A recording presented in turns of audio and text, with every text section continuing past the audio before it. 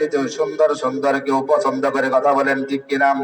আল্লাহ পাক রব্বুল আলামিন আমাদেরকে এই জন্য সুন্দরের কথা বলে দিয়েছেন, সুন্দর পরিচ্ছদ পোশাক পরে সাধ্য শক্তি অনুযায়ী, কিন্তু জুলুম করে নাই যে তোমার 10,000 টাকা দিয়ে পাঞ্জাবি বানাইতে হবে, 5,000 টাকা দিয়ে পাঞ্জাবি বানাইতে হবে, পর্দার জন্য তোমার বিল্ডিং করা লাগবে, পর্দার জন্য তোমার টিন দিয়ে দেওয়া লাগবে, এরকম কোন মাকসাদ না।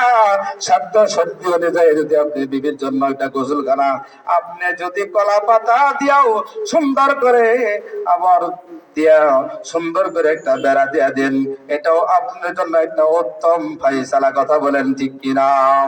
আজকে আমাদের কাছে আমল নাই, অনেকের বাড়িতে গোসলখানায় ঠিক নাই, কথা বলেন ঠিক কিনা? কেউ আবার আশা আছে বিল্ডিং করতে পারবো না, এজন্য অপেক্ষায় আছি, কিন্তু বিল্ডিং এর প্রয়োজন না রে বাবা। আজকে মাহফিল থেকে ও মা বোনেরা, পর্দা নিশালা মা বোনেরা, একটা আমলই নিয়ে যাও, হতে পারে এই আমলটা তোমার আমার জন্য নাজাতের ওসিলা হতে পারে। আমার আপনার অনেকের বাড়িতে গোসলখানা নাই, এই গোসলখানা গুলো বেড়া দিয়া সুন্দর করার দায়িত্ব আমাদের আছে কিনা বলেন? ও মুসলমান, দুনিয়াতে যদি আমরা এটাই ভাবি যে আসলাম আর চললাম ফিরলাম খাইলাম, দুনিয়াটা বড় মস্ত বড়, খাও দাও ভর্তি করো, এটা হবে বোকামি, কথা বলেন ঠিক কিনা? দুনিয়া মস্ত বড় খাও দাও ভর্তি করো না, দুনিয়া হলো মস্ত বড়, খাও দাও আর বেশি বেশি করে আল্লাহর ইবাদত করো, কথা বলেন ঠিক কিনা? আমার ভাইরা বন্ধুরা আমার, এই জন্য আমরা খানা শুরুতে বিসমিল্লাহি ওয়া আলা বারাকাতিল্লাহ, খানার শেষে যখন আমরা বলি আলহামদুলিল্লাহিল্লাযী আত'আমানা ওয়া সাকানা ওয়া জাআলানা মিনাল মুসলিমিন, এই খানাটাও আমার আপনার জন্য ইবাদত, কথা বলেন ঠিক কিনা? শুরুতে বিসমিল্লাহ নাই, তাহলে আমার আপনার খানার মধ্যে বরকত কেমনে আসবে বলেন? আসবে না। আমার ভাইরা বন্ধুরা আমার, বিসমিল্লাহর বরকত আমি মুজমাই শরীফের মধ্যে একটা কিতাবের মধ্যে দেখলাম, এক বান্দা আল্লাহর গোলাম 19 বছর পর্যন্ত তিনি বিসমিল্লাহ বলে বাচ্চা, বলেন না সুবহানাল্লাহ? শুধু বিসমিল্লাহ বলে আহার ইফতার করছেন, শুধু বিসমিল্লাহ বলে তিনি সেহরি খাইছেন, এরকম ভাবে আরবের লোকেরা তাকে দেখেছেন, কিন্তু মসজিদে এসে নামাজ পড়েছেন, আর তিনি সারাদিন তাকে কেউ দেখে নাই আহার করতে, তিনি জঙ্গলের মধ্যে থাকতেন, আর নামাজের সময় হলে নামাজ পড়তেন, ইফতারের সময় তার পকেট থেকে বিসমিল্লাহ লেখা এটা তিনি পড়তেন, আর সেহরির সময় বিসমিল্লাহ পড়তেন। এমন তো অবস্থায় তিনি নিয়ত করেছেন দুনিয়ার কোন আহার খাবে না, দুনিয়ার কোনো কিছু তার দরকার নাই, এই জন্য আল্লাহ দেওয়ানা হয়ে গেছে। আল্লাহওয়ালা বান্দারে আল্লাহ দেখেন কেমনে বাঁচাই, তিনি 19 বছর পর্যন্ত বেঁচে থাকতেন, আর যখন তার ইন্তিকাল হয়ে গেল, তার লাশটাকে যখন দোয়ানো হইল, দোয়ানোর সময় দেখা গেল তার শরীরের মধ্যে বিসমিল্লাহ শরীফ বেশি উড়েছে, জোরে বলেন না সুবহানাল্লাহ? আমার ভাইয়েরা বন্ধুরা আমার, এই জন্য আল্লাহ পাক রব্বুল আলামিনের দরবারে হাজারো শুকরিয়া আদায় করতে হবে, যিনি আমাদেরকে শক্তি দিয়েছেন ইবাদত করার জন্য, কথা বলার শক্তি দিয়েছেন। এই জবানটাকে যদি আমরা তরতাজা করতে চাই, তাহলে বেশি বেশি করে জিকির করতে হবে আল্লাহর, কথা বলেন ঠিক কিনা? আমার ভাইরা বন্ধুরা আমার, উঠতে বসতে সময় এখন আমাদের গান বের হয়ে আসে, কথা বলেন ঠিক কিনা? জবানের মধ্যে গান ফিট হয়ে গেছে, এই জবান দিয়ে গান দূর করে দিয়া জিকির চালু করতে হবে, কথা বলেন ঠিক কিনা?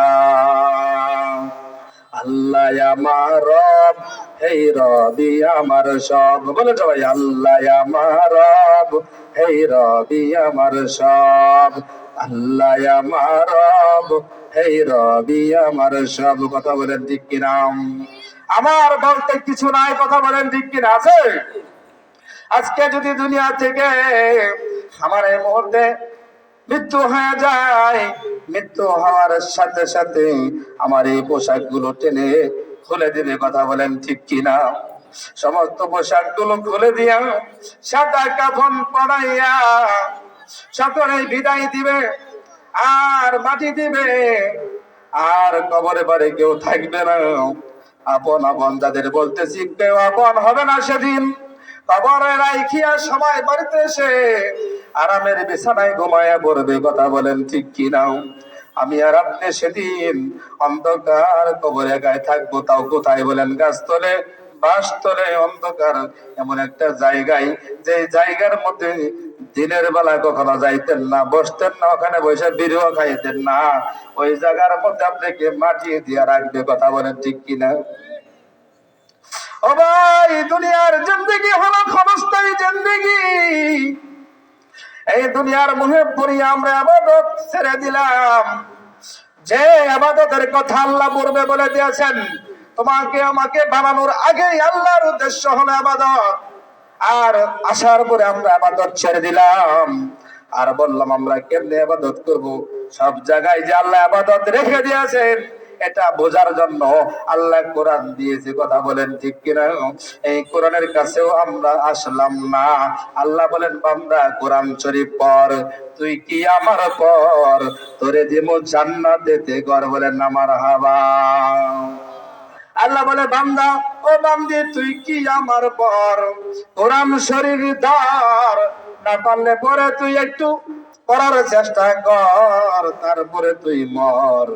তুই কি আমার পর, তোরে দিমু জান্নাতেতে ঘর। বলেন মারহাবা। আপনি কোরআনের কাছে আসেন, চেষ্টা করেন, বৃদ্ধ হয়ে গেছে, জবান করে না, তারপরেও আমার মনে হয় আল্লাহ পাক রব্বুল আলামিন এত সুন্দর করে কোরআনটা নাজিল করে দিয়েছেন। একটা বৃদ্ধ বয়সেও যদি চেষ্টা করে তাহলে এই কোরআনটাকে সহজে পড়তে পারবে। কথা বলেন ঠিক কিনা? এমন কোন পৃথিবীর জিহ্বা আল্লাহ বানাই নাই এই কোরআনটা তার আবার ঘুরবে না।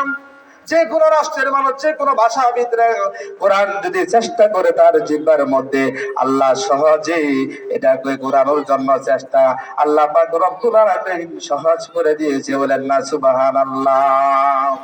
এই কোরআন যখন নাজির করলেন তখন পৃথিবীর সকলকে আল্লাহ পাক রব্বুল আলামিন জানিয়ে দিলেন, পাহাড়ের কাছে দিলেন, পর্বতের কাছে দিলেন, কেউ নিতে চাইলো না। একমাত্র মানুষের ভিতরে আল্লাহ পাক রব্বুল আলামিন বড় একটা পর্বত, বিশাল বড় একটা সাগর আল্লাহ তাআলা দিয়েছেন, এর ভিতরে কোরআন রাখার জায়গা বানিয়ে দিয়েছে। জোরে বলেন না সুবহানাল্লাহ। তাহলে আমাদের ক্ষমতা কম না বেশি? বলেন ক্ষমতা বেশি, কিন্তু আমরা খাটাই না জায়গা মতো। ঠিক কিনা বলেন? যেখানে খাটানো দরকার সেখানে খাটাই না, অন্য জায়গায় খাটানোর জন্য চেষ্টা করি। কথা বলেন ঠিক কিনা? যেভাবে বলেছেন ইসলাম, যেভাবে বলেছেন কোরআন, যেভাবে বলেছেন এইভাবে না চলে আমরা ভিন্নভাবে চলার চেষ্টা করি। এই জন্য দিন দিন আমাদের মাথার উপরে গজব আর মুসিবত বেশি না কম? বলেন বেশি না বেশি? এজন্য আমার ভাইয়েরা, বন্ধুরা আমার, ইবাদত করতে হবে শক্তি থাকতে। বৃদ্ধ হয়ে গেলে যখন আপনার আর শক্তি থাকবে না, তখন ইবাদত করার আর সুযোগ হবে না। কথা বলেন ঠিক কিনা? এজন্য এখনই হলো ইবাদত করার সুযোগ। আমরা যদি এখন ইবাদত করি তাহলে এই পূর্ণ বয়সে আমার আর আপনার কার কাছে যাইতে হবে? রবের কাছে যাইতে হবে। এক নাম্বার বন্ধু হলো আমার আল্লাহ। কথা বলেন ঠিক কিনা? আল্লাহ পাক রব্বুল আলামিন তাও বলে দিয়েছেন, আল্লাহু ইন্নামা ওয়ালিয়্যুকুমুল্লাহ। আল্লাহু প্রথম বন্ধু হলো কে? বলেন আল্লাহ। নিশ্চয়ই তোমাদের সত্যিকারের বন্ধু হলেন আল্লাহ। আল্লাহ আমাদের বন্ধু। কথা বলেন ঠিক কিনা? কিন্তু আমাদের আল্লাহ বন্ধু হওয়ার পরে আবার মুসিবত কেন আসে? বলেন আমরা যখন আল্লাহর কোরআন ছেড়ে দিয়ে আল্লাহকে বন্ধু বাদ দিয়ে যখন মাজারে যাই, যখন আমরা অন্য কারো কাছে যাই, শিরক করি, তখন আল্লাহ আমাদেরকে বন্ধু বাদ দিয়ে দেয়। কথা বলেন ঠিক কিনা? জ্যোতিষের কাছে যায় বলি, আরে বাবা আমার ছেলে হয় না, একটা ছেলে দাও। পীর সাহেবের কাছে যায় বলি, ও পীর সাহেব আমার ছেলে হয় না, একটা ছেলে দাও।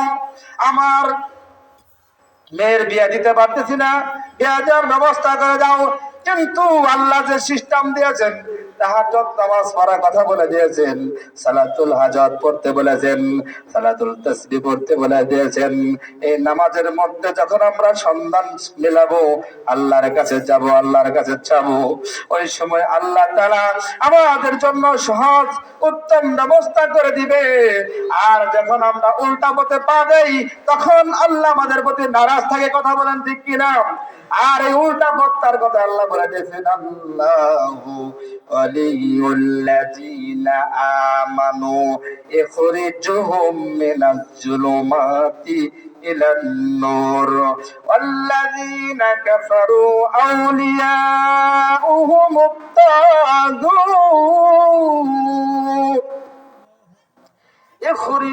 يخرجونهم من النور إلى الظلمات أولئك أصحاب النار আল্লাহ তাদের অভিভাবক যারা ঈমান এনেছে তাদের অভিভাবক কে বলেন? আল্লাহ। আল্লাহর বুঝগুলো আল্লাহ সুন্দর করে বুঝাই দিয়েছে, কিন্তু আমরা বুঝি না। কথা বলেন ঠিক কিনা? দুনিয়ার বন্ধুর চিঠি আমরা সারাদিন পড়ি। কথা বলেন ঠিক কিনা? পত্রিকার পাতা খুইলা সারাদিন পড়তেছি, কোন কি খবর হইলো না হইলো সব খবর জানা, কিন্তু কোরআন খুইলে আমরা পড়ি না। কথা বলেন ঠিক কিনা? কত বাড়িতে কোরআন শরীফ একবারে ঘুরে ধরে খায় বানাচ্ছে। কথা বলেন ঠিক কিনা? কিন্তু কোরআনের কাছে আমরা আসি না, কোরআন আমরা বুঝি না। এজন্য তাদের অভিভাবক যারা ঈমান আনছে, কারা বলেন? যারা ঈমান আনছে, তিনি তাদের অভিভাবক না, যারা তাগুতের প্রতি অনুসারী, শয়তানের দলে যারা ঢুকে গেছে। কথা বলেন ঠিক কিনা? এদেরকে আল্লাহ বলে দিয়েছেন কি, তারা যতই কাজ করবে তাদেরকে দিন দিন খালি বিপদের মধ্যে ফেলাই দেব। আর যখন আল্লাহর পথে থাকবে তখন আল্লাহ তাদের মর্যাদাকে বৃদ্ধি করে দেবে।